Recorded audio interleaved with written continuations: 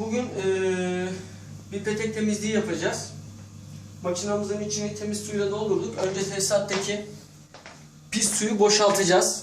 Pis suyu boşalttıktan sonra haznemizi belli bir kısma kadar su doldurup kombit ve kalorifer temizleme ilacımızı koyacağız. Bu petekteki kireç ve curufları, paslanmış içerideki pasları sökmeye yarıyor.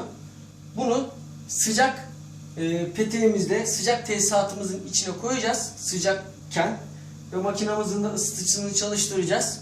Sıcak suyla devirdaim yaptıracağız ki daha iyi kireç ve paslar, curuflar çözülsün. Önce peteğimizin içindeki, tesisatımızın içindeki pis suyu boşaltacağız. Şimdi ben makinamı açacağım. Buranın içindeki pis suyumuzu boşaltacağız. Vanalarımızı açık konuma getiriyoruz. Tesisatımızda bütün peteklerimizin vanaları açık. Şimdi lavabodan da suyumuz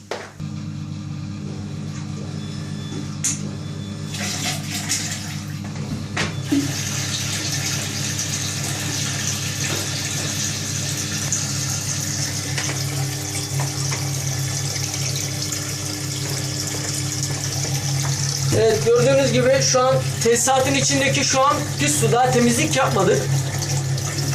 Bu temizleme aşamasındaki ilk aşama oluyor. Önce tesisatımızın içindeki pis suyu boşaltıyoruz. Temiz suyla dolduruyoruz.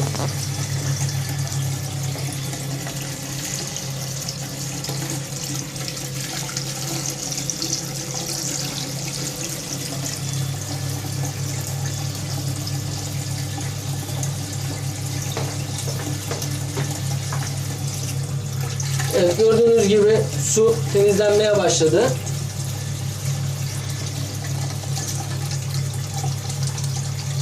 Temiz su gelene kadar bu işlemi gerçekleştireceğiz.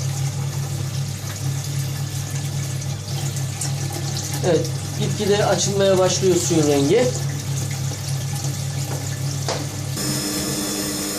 Şu an tesisatımızın içerisindeki su temizlenmeye başladı. Buradan da temiz suyumuzu veriyoruz tesisata. Gözüktüğü gibi. İyice temizlendi. Şimdi makinamı kapatacağım. Haznemin belli bir kısmını suyla dolduracağım. Ve bu arada gördüğünüz gibi ilacımızı, petek ve kombi temizleme ilacımızı içine atacağız.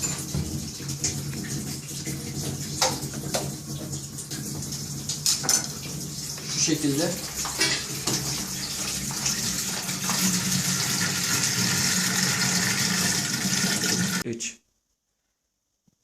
Tesisatımızın suyunu temizledik. Temiz suyla doldurduk. İlacımızı koyduk. Şimdi tesisatımıza bu ilacı vereceğiz. Bir yarım saat kadar bu ilaç tesisatta devirdaim yapacak ve içerideki kireç, pas, curuf, tortu bunları kaldıracak. Makinamızın ısıtıcısını da çalıştıracağız. Isı yüksek olacak. Isı bunların çözülmesinde yardımcı olacak. Ve şu an temiz suyla doldurduğumuza rağmen bu ilacı verdikten sonra da çıkan pislik daha bir yoğun olacak. Çünkü bu içerideki pislikleri iyicene çözeceği için şu an temiz su var ama bu su biraz önceki sudan daha da çok pis bir su olarak çıkacak. Ve de bu da bizim tesisatımızın temizlendiğinin kanıtıdır. Yani sadece tesisatımıza su verip, temiz suyu verip pis suyu boşaltmak değil, tesisatımızın içindeki kalan diğer atıkları, kalıntıları, pislikleri temizlemektir. Yani sadece su vermeyle peteğimiz içi temizlenmiş olmuyor. Bu sistemi mutlaka yapmamız gerekiyor. Onun için bu sistem zaten gerekli. Şimdi makinamı çalıştıracağım. Devirdaim yapmaya başlayacak. Bu arada filtremi de takıyorum. Filtre bize çıkan pislikleri burada tutacak. Buradan çıkan pisliklerimizi filtre olarak tutacak ve tesisata tekrardan gitmemesini engelleyecek. Şimdi makinamı çalıştıracağım. Gördüğünüz üzere. Şu an gördüğünüz gibi temiz su akıyor. Temiz su akıyor. Sıkı bir buna çalıştırıyorum. Şu an temiz su akıyor. Bu birazdan öyle pislenecek ki simsiyah olacak, daha kötü bir hale gelecek. Evet arkadaşlar, boşaltma esnasında birazdan göstereceğim size. Şu an iki tane, burası dubleks bir daire. Yukarıki kısımlardaki iki tane peteğimiz vardı. Onların bir 5'er dakika arayla içinde bir demirden yaptırdım. Ondan sonra şimdi aşağıda bir tane yeni peteğimizi açtık. Onu demirden yapıyorum. 2-3 dakikada bir onu çevirttireceğim. Ondan sonra aynı şekilde diğer peteklerimizi de yaptıktan sonra bütün tesisatı açacağım. Bir 25 dakika kadar kendi içerisinde tesisatta demirden yapacak. Şu an 3. peteğimizi temizliyoruz. 3. peteğimizi temizlerken evet temiz bir su basmıştık. Şu an suyun rengi gördüğünüz gibi siyahlaştı. Ufak tefek de pislikler filtremize takılmaya başladı. Bu ilerleyen zamanda daha da çok olacak. Şöyle söyleyeyim.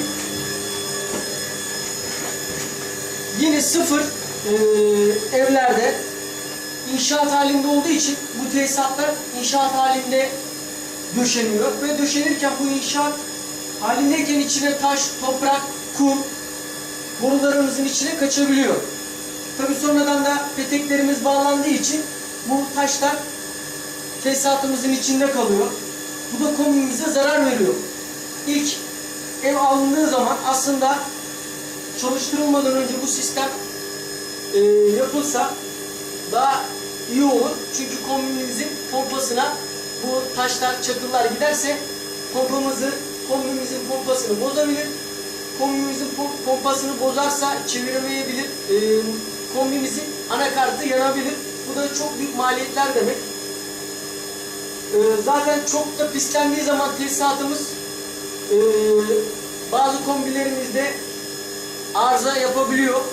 Arızalar verebiliyor. Kombiciler geldiği zaman dedikleri bir tesisatçıya tesisatınız temizlenmesini öneriyorlar. Ondan sonra gördüğünüz gibi şu an 3. peteğimizi yapıyoruz. 3. peteğimiz de yeterli. Ben şimdi diğer peteklerimi açacağım. Bu peteğimi kapatmadan önce öbür peteğimi açacağım. Sonra öbür peteği kapatacağım ve diğer peteklere de aynı bu şekilde devam edeceğiz. Şu an bütün peteklerimizin tek tek temizleme aşaması bitti. Şu an bütün tesisatımızdaki peteklerin hepsini açtık. Şu an komple ilacımızı genel olarak tesisata veriyoruz. Tek tek bir temizlik yapıldı. Şimdi de genel olarak bir temizlik yapıyoruz. Suyumuz iyice de pislendi. Sıcaklık derecemiz de biraz artıyor. Isındıkça tabii gördüğünüz gibi şu an ilaçlı olduğu için de kireç ve paslar sökülmeye başlandı. Bu tek tek temizlemeyi yaptık. Şimdi bir 25 dakika, yarım saat kadar genel olarak makinamız çalışacak. Çalıştırdıktan sonra da ikinci bir tesisatımızı temizleme aşamasına geçeceğiz. Bu tesisatımızın içindeki pis suyu boşaltacağız. Yerine temiz su dolduracağız. Ve temiz suyumuz gelene kadar aynı şekilde devam edeceğiz. Ve tesisatımız temizlendikten sonra da peteklerimizin basıncını ayarlayacağız kombiden. Basıncı ayarlandıktan sonra havalarını alacağız ve kombimizi çalıştırıp peteklerimizin testini yapacağız. Isı testini yapacağız. Piyasada küçük çaplı makineler var. Şöyle söyleyeyim, birazcık ondan bilgi vereyim. 1,5-2 bar, 2,5-3 bar arasında, 4 bar arasında çalışan makineler var. Bu tesisatınız tıkalıysa veyahut da tesisatınız evin metrekaresi çok yüksekse bu makineler temizlik için yeterli olmuyor. Çünkü basınç düşük olduğu için yeterince derecede basınç sağlayamıyor. Ve içerideki pisliği de kaldıramıyor. Kaldıramadığı için çok az bir basınçtan dolayı makine yetersiz kalıyor. Tesisatımız tam manasıyla temizlenmiş olmuyor. Şu an bu makine 8 barlık bir makine. Şu anki tesisatımız temizlendi. Biraz önce 4'e yakın çalışıyordu makinamız. 4 bar civarında çalışıyordu. Şu an 2,5 bar civarında çalışıyor. Tesisatında bu temizlendiğine denildi. Ve 25 dakika şu an çalıştıracağız. Çalıştırdıktan sonra da çıkan pis suyu da tekrardan göstereceğim size. Şimdi evimizin tesisat bakımı bitti. Temizliğini yaptık.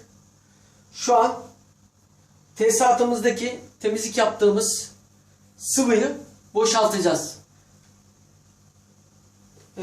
Temizlik yaparken de çıkan şu an gözümüzde gördüğümüz pislikler, bunlar filtreden geçemeyen pislikler.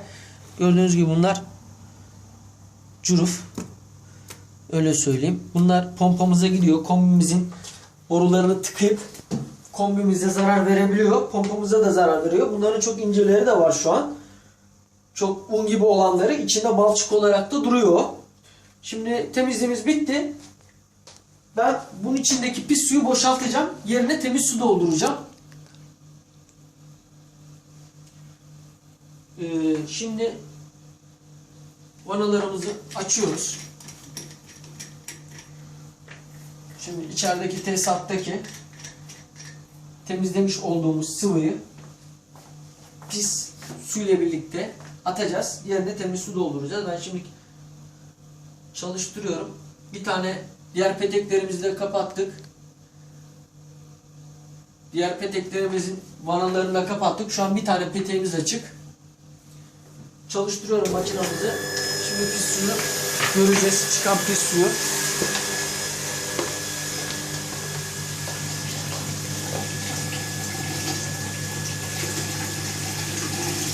Evet, gördüğünüz gibi şu an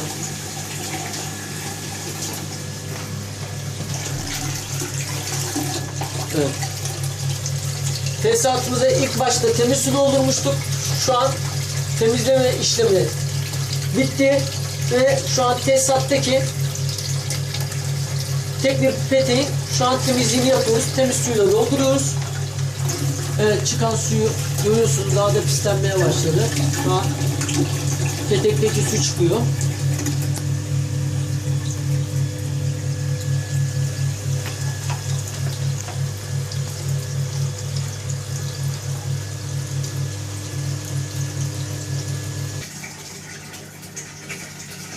Şu an temizliğimiz bitmek üzere. Temiz suyumuzu doldurduk.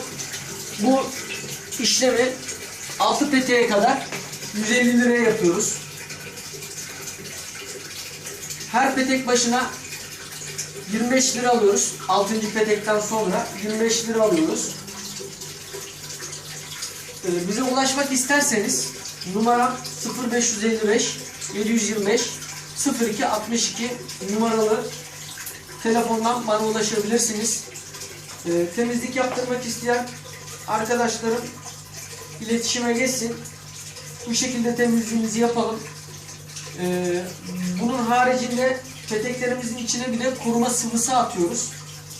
Peteklerimiz bir daha kireçlenmesin, pas tutmasın diye bir senelik koruma sıvımız var. Bu koruma sıvımız neden gerekli? Petek içerisindeki kireçlenmeyi engelliyor, paslanmayı ve peteğimizin daha sağlıklı ve kombimizin daha sağlıklı, arıza vermeden çalışmasını sağlıyor. Normalde bakımlar bir senede bir yaptırılması lazım. Bu sıvıyı koyduğumuz zaman 2 sene civarında bir peteğimizi koruma yapabiliyor. Onun için gerekli. Bu koruma sıvımız dediğim fiyata dahil değil, bu ekstraya giriyor. İsteyen temizlik yaptıran kişilere ekstradan bunu ücretli olarak bu sıvıyı tesisata verebiliyoruz. Bunun ücreti 150 artı 30 lira oluyor. Sıvımız 30 lira. Buna kar amaçlı bir şey yapmıyorum. Sadece temiz suya ilacı koyuyorum ve tesisata veriyorum. Bu kadar.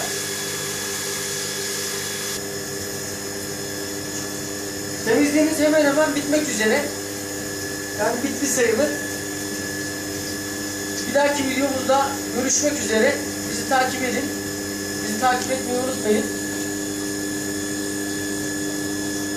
Telefonlarınızı bekliyoruz. Bize iletişimize geçin. Tekrardan telefon numaram 0555 725 0262. Sağlıcakla ve hoşça kalın.